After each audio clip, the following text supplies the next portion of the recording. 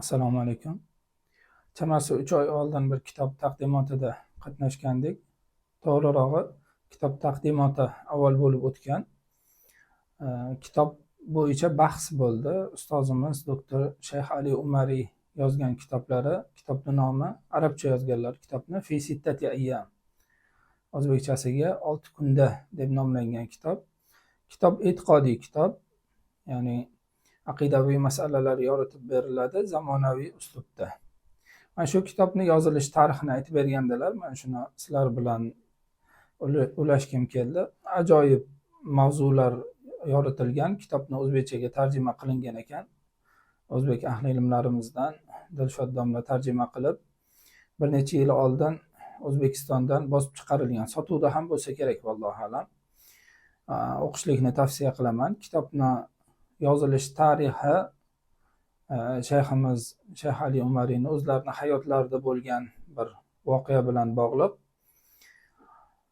Shayx o'zlari bir universitetda dars berib yurgan davrlarida o'zlari falsafa fanlari doktori va kalom ilmi mutaxassislaridan.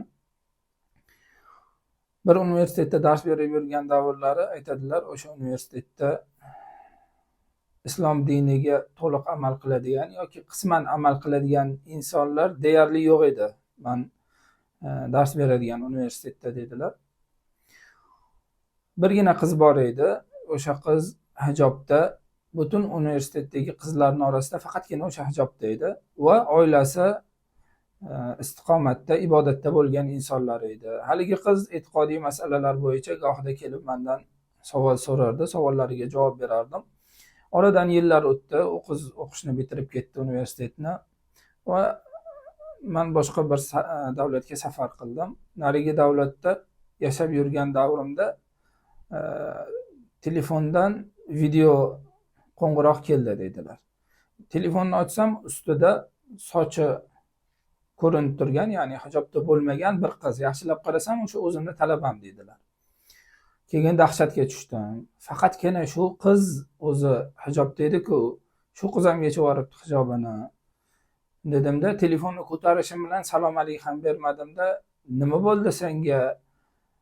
Ibodatda, Allohning dinida mustahkam, istiqomatda bo'lgan qiz eding-ku. Boshingdagi ro'moling qani? Ustida telefon qilyapsan, surat boshyalang turibsan bunda deb aytdim dedilar. Haligi qiz keyin men islom dinini tark qildim debdi-da. Ya'ni islom dinidan chiqdim degan. Shayx aytadilar, o'sha joyda yig'ladim. Nimaga bu qiz islom dinini tark qildi? Keyin u bilan qayta bir necha marta gaplashdim. Allohning fazli bilan u islom diniga qaytdi yana. Lekin islom dinidan chiqib ketishligini sababini so'raganimda, bunga men yashayotgan muhit sabab bo'ldi, atrofimdagi insonlar va mendagi tug'ilgan savollarga javob bera oladigan inson yo'q edi atrofimda degan ekanda. Menda har xil shak shubhalar paydo bo'ldi, chunki shunday bir muhitdamanki, u yerda atrofimda islom dini ham, islom diniga e'tiqod qiladigan insonlar ham yo'q. Va tabiiyki atrofdagi boshqa dinga e'tiqod qiladigan insonlar o'zlarini shak shubhalarini menga yuzlantirganda bularga javob bera oladigan odam topolmadim. Bora islom dinini tark qildim degan ekan. Keyin haligi qiz islom diniga qaytgan. Endi shayx aytadilar, o'sha voqeadan men ta'sirlangandan keyin ancha vaqtgacha o'ylab yurdim. Demak, hozirgi kunda yoshlarni e'tiqodiy jihatdan qoniqtira oladigan, javob bera oladigan bir shaxsiyat kerak. Ya'ni shunday bir ulamolar kerak albatta va bu ulamolarning ichida ham bir shaxsiyat kerakki, haligi shaxsiyat mana shu savollarni hammasiga javob bera olsin, o'zi turishi da'vat bo'lsin, o'zini holi bilan da'vat qiladigan hikmatli bir inson bo'lsin dedimda, atrofimdan shunday ulamolarni qidirib topolmadim dedilar. Ba'zi ulamolar fiqhga sho'ng'ib ketishgan, ba'zi ulamolar faqat munozara, bahs, kalom bilan shug'ullanadi, ba'zi ulamolar faqat tasavvuf yo'lini tutib ibodatga sho'ng'ib ketgan, lekin hamma qaysidir yo'nalishga o'zini burgan. Bularni hammasini o'zida jamlagan insonni topolmadimda, xayolan shunday bir olim yaratdim dedilar. Xayolimda bir olimni yaratdim.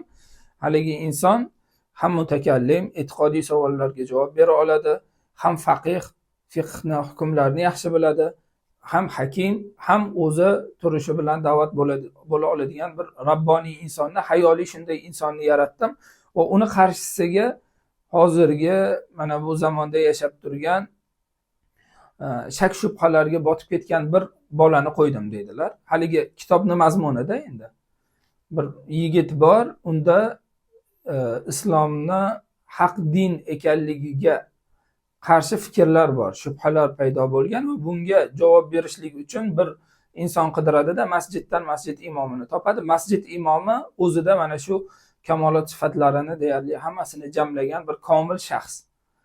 Va shu ikkalasi o'rtasida bo'ladigan savol-javobni bir kichkina kitob qilib yozganlar. 6 kunda deb nomlangan kitobni o'zbekchasi ham bor, aytganimdek PDF ko'rinishini ham ko'rdim. Agar kitob muallifi yoki bosmaxonani ruxsati bo'lsa PDFdan olib o'qisanglar ham bo'ladi. Kitob ajoyib kitob.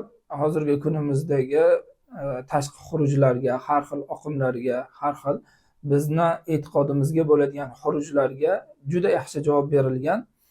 Hammaga olib o'qishlikni tavsiya qilaman. Alloh taolo ikki dunyo saodatiga erishtirsin. Assalomu alaykum va rahmatullohi va barakatuh.